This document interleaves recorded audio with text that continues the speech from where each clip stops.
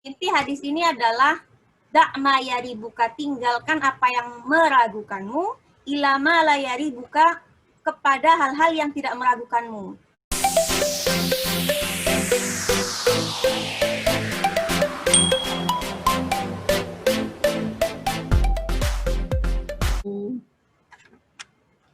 Bismillahirrahmanirrahim.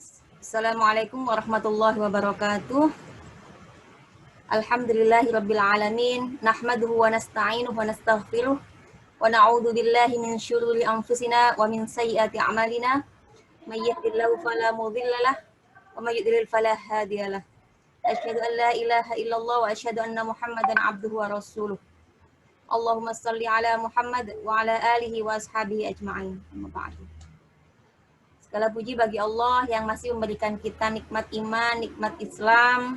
Semoga kita tetap bisa mempertahankan nikmat iman dan Islam ini sampai nanti kita kembali kepada Allah. Amin, Allahumma amin.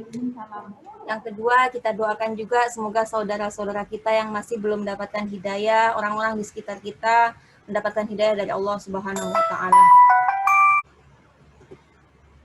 Yang kedua, sholawat dan salam tidak lupa kita haturkan kepada Rasulullah Sallallahu Alaihi Wasallam. Semoga nanti kita mendapatkan syafaatnya di hari akhir. Amin, Allahumma amin.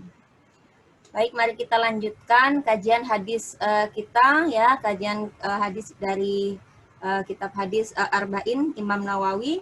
Saat ini kita sudah sampai di hadis yang ke-11, yaitu tentang meninggalkan hal-hal yang meragukan. Nah, kita baca dulu hadisnya.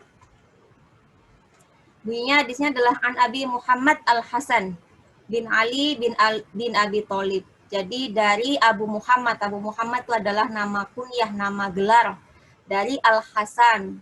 Hasan yaitu Ibnu Ali, anaknya Ali bin Abi Thalib. Dari anaknya Ali bin Abi Thalib, sibti Rasulullah Sallallahu Alaihi Wasallam, cucu laki-laki Rasulullah Sallallahu Alaihi Wasallam dari jalur anak perempuan. Wa raihanatihi, dan dia kesayangannya. Radhiyallahu anhuma, semoga baik Hasan maupun Ali mendapatkan ridha dari Allah Subhanahu wa Ta'ala. Qala, beliau berkata, hafidtu, aku menghafal min Rasulillah, dari Rasulullah Sallallahu Alaihi Wasallam. Jadi karena waktu itu Hasan masih kecil, jadi dia punya kemampuan untuk menghafal. Jadi bukan, biasanya kan lafadznya kadang sami tuh, kadang kola. Dia mengatakan aku menghafal ini dari Rasulullah Sallallahu Alaihi Wasallam. Apa yang dihafalkan oleh Hasan?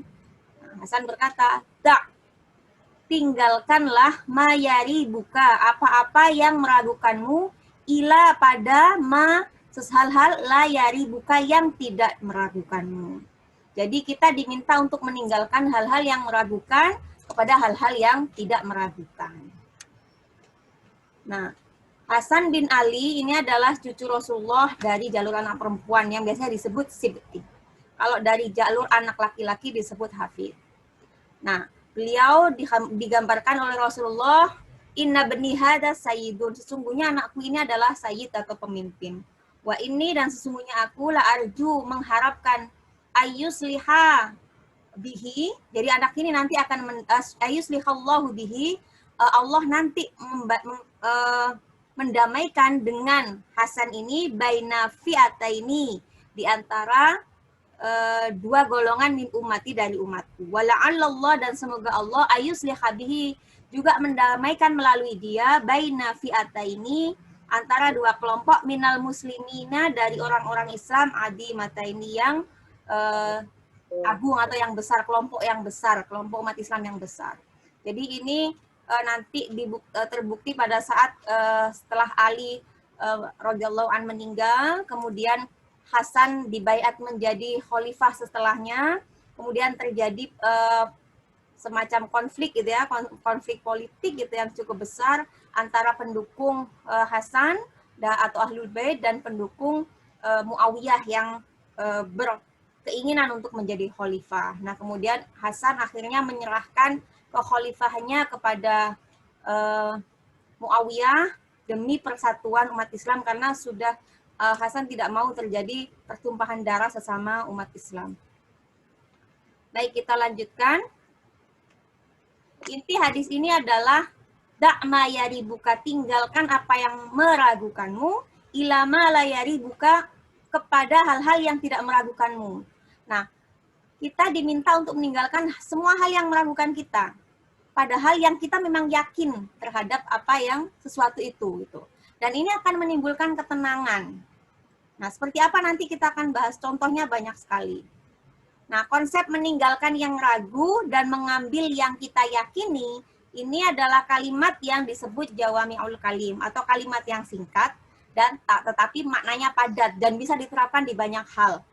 Ya, jadi ungkapannya singkat, tinggalkan apa yang meragukanmu, menuju kepada hal yang tidak meragukanmu atau yang kamu yakini. Itu kan hal yang singkat, tetapi isinya bisa segala hal, bisa dalam hal ibadah, bisa dalam hal muamalah, dan dalam segala keputusan misalkan ya.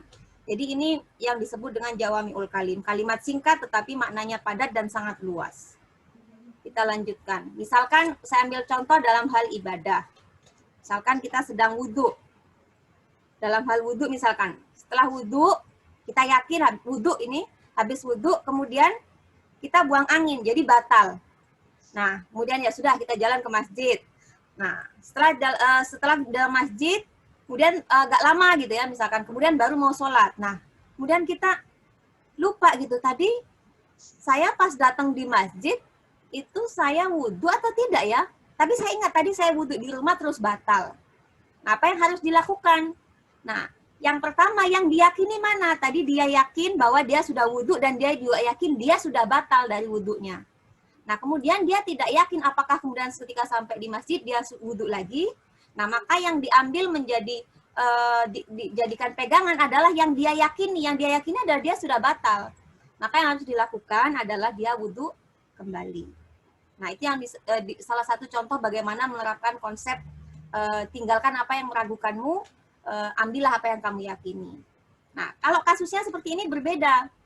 Misalkan kita sudah wudhu, kemudian kita masuk masjid atau mungkin kita melakukan aktivitas lain, nah kemudian kita mau sholat.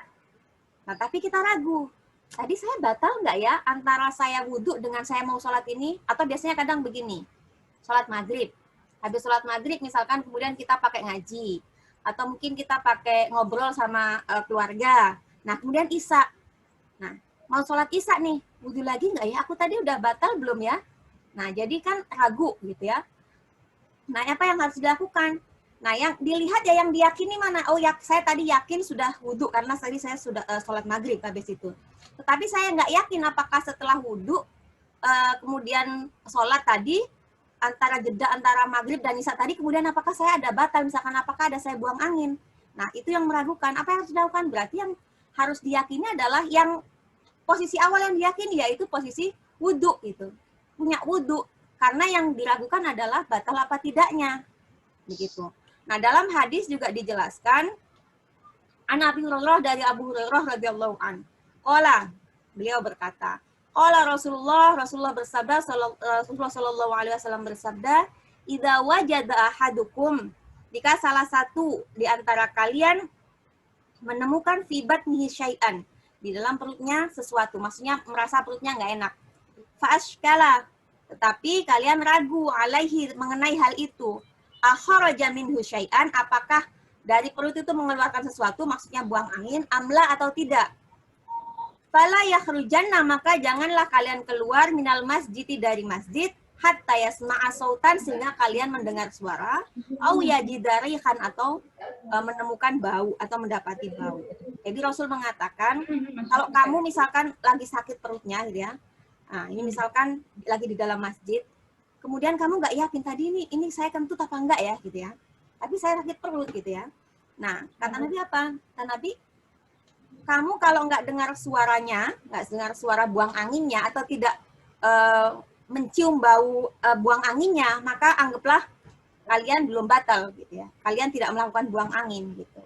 Karena apa? Karena yang diyakini, yang pertama yang yakin, keyakinannya adalah sudah punya wudhu, sementara buang angin dan tidaknya tadi dalam posisi ragu apakah saya buang angin atau tidak. Jadi kita berpegang pada yang kita yakini, yang dasarnya kita yakini. Ini berbeda dengan yang tadi, kalau kita sudah yakin batal, habis itu kita ke masjid, begitu ya. Misalkan biasanya saya ke masjid itu kalau sudah sampai masjid langsung wudhu dulu. Tapi tadi mungkin ketemu sama teman gitu ya, saya kemudian lupa saya tadi sudah wudhu lagi belum ya setelah batal. Maka yang diambil adalah yang diyakini, yang punya keyakinan tadi yaitu tentang dia tadi batal. Jadi yang ragu-ragu apakah wudhu atau tidaknya itu ditinggalkan. Jadi begitu cara menerapkannya. Nah, misalkan saya ambil contoh lain dalam hal rakaat sholat. Ini mungkin yang sering ya. Misalkan ini kita sholat duhur. Sudah selesai sholatnya. Pas sudah selesai kita ragu. Tadi saya sholat duhur itu 3 rakaat atau 4 rakaat ya. Nah, tapi udah selesai. Gimana, apa yang harus dilakukan? Nah, kalau misalkan ada yang ragu dalam sholatnya, ada beberapa hadis tentang terjadinya keraguan dalam sholat ini. Ini salah satunya saya bacakan.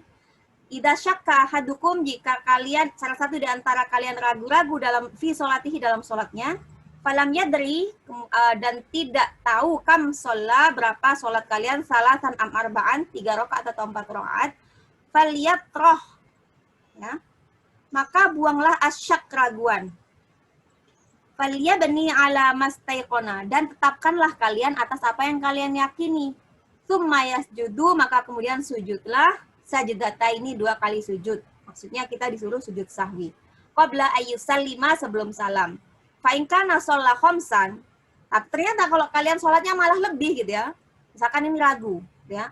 Ini 3 atau 4 ya. Ternyata kita ngambilnya 4, 3, padahal kita 4. Jadinya kan sholatnya jadi 5 rakaat.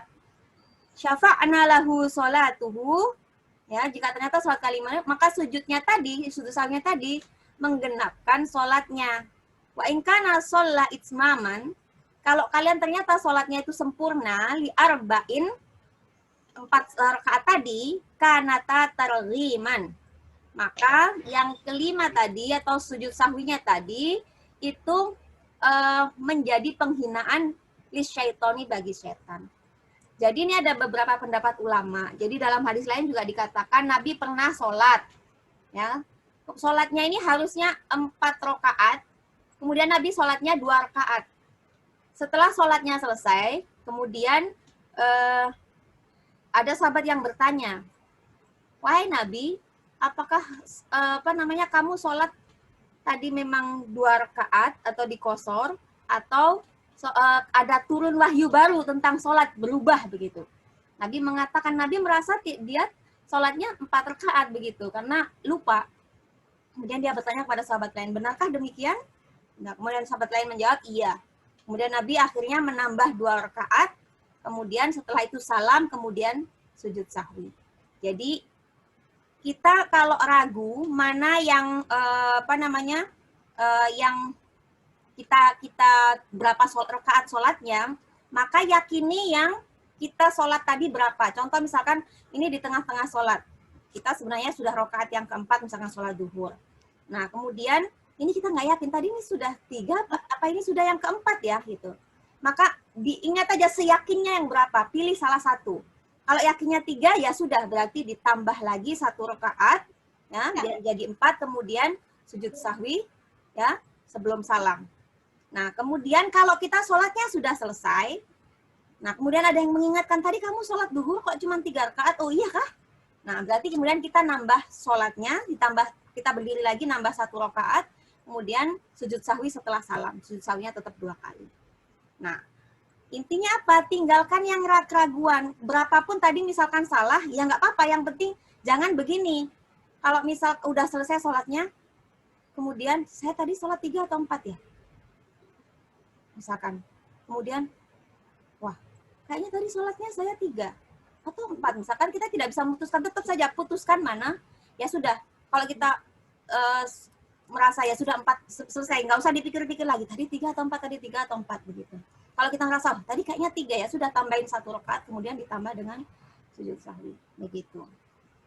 Nah, kalau ini sudah terjadi tadi, gitu ya, misalkan kita sudah selesai, ini sudah duhur tadi, kemudian asar, tadi ada teman mungkin yang lihat tapi baru sempat mengingatkan, ya sudah nggak masalah, tidak usah ditambah 1 rakaat lagi, begitu, karena udah terlewat.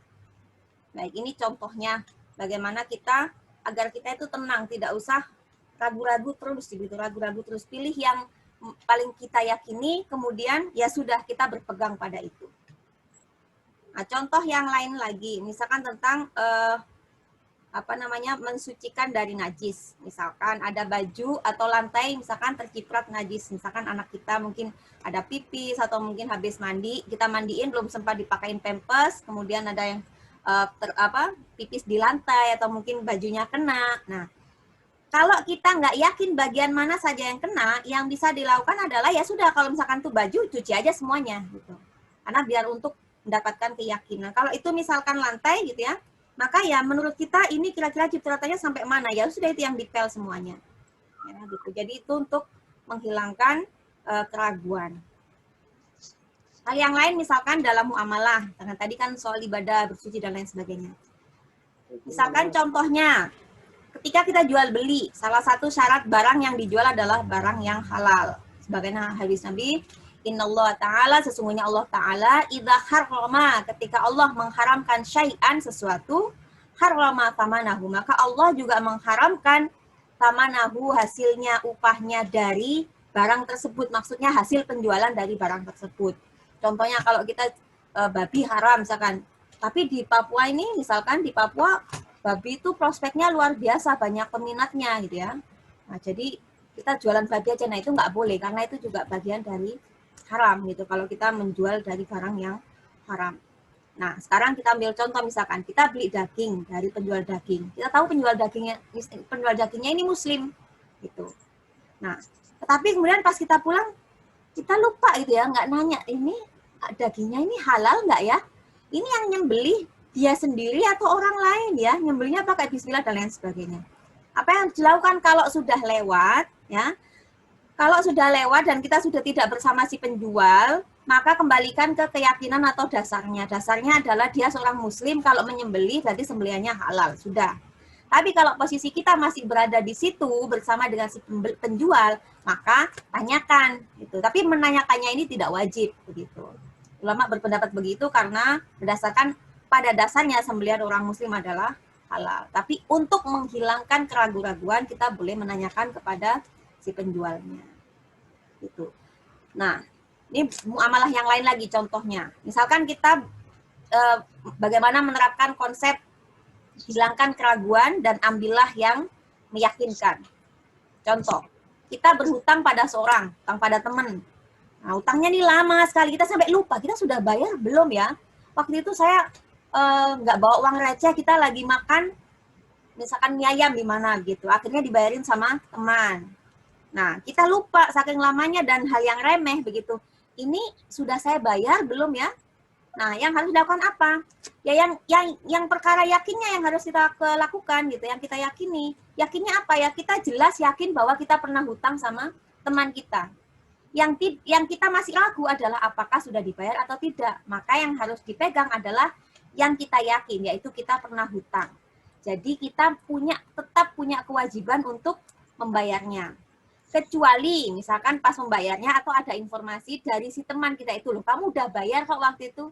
Nah, jadi kemudian keraguan kita tadi sudah terjawab. Tapi kalau misalkan temannya juga ragu gitu ya, waduh nggak tahu juga ya, saya lupa kamu sudah bayar atau tidak. Nah, berarti yang yakin adalah kamu punya hutang. Jadi bayar dan tidaknya masih dalam ragu-ragu dan itu harus ditinggalkan.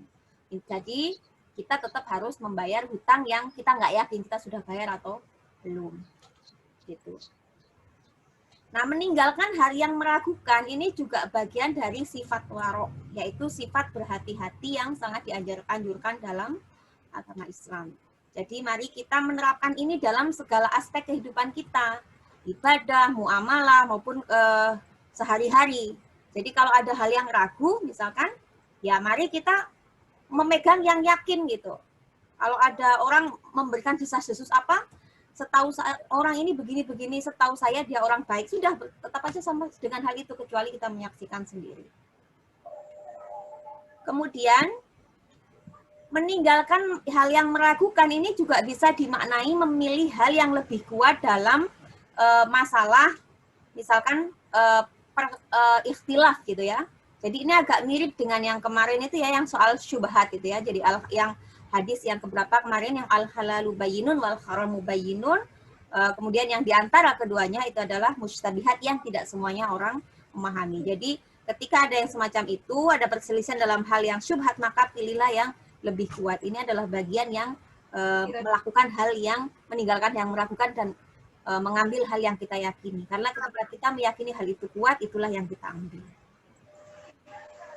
Nah, ini juga ada dalam asar. Dari masih ingat ya, pas awal saya sempat di pertemuan sebelum-sebelumnya, saya pernah menyebutkan yang disebut dengan asar. Asar itu bisa dimaknai kalau dalam ilmu hadis adalah perkataan dari sahabat, begitu ya. Bukan dari Rasulullah, tapi ini dari sahabat Rasulullah gitu.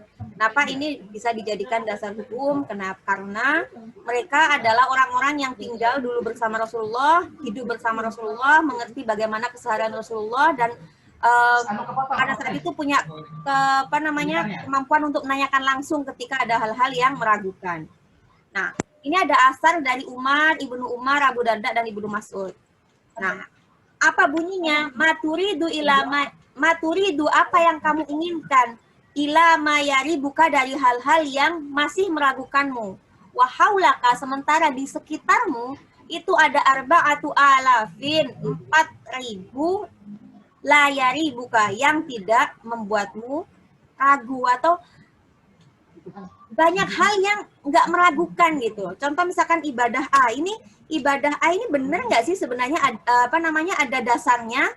Nah, berarti tinggalkan saja. Kenapa? Karena masih banyak ibadah lain gitu ya, yang dasarnya jelas yang harus kita lakukan begitu. Nah, itu salah satunya seperti itu. Jadi, marilah kita lakukan hal yang jelas, jangan masuk ke hal-hal yang meragukan. Kenapa? Karena sebenarnya masih banyak hal yang jelas itu yang kita harus lakukan. Gitu. Jadi tidak usah terlalu sibuk dengan hal-hal yang meragukan kita. Nah, ini 4.000 ini bisa dimaknai bahwa bukan 4.000 beneran jumlahnya 4.000, tapi bisa dimaknai dalam arti banyak. Jadi banyak hal yang jelas gitu ya. Mari lakukan yang jelas, maka kita tidak usah terlalu gitu ya banyak menghabiskan energi kita untuk hal-hal yang meragukan. Baik, wallahu a'lam bishawab. Mungkin itu yang bisa saya sampaikan. Albirru manittaqo. Assalamualaikum warahmatullahi wabarakatuh.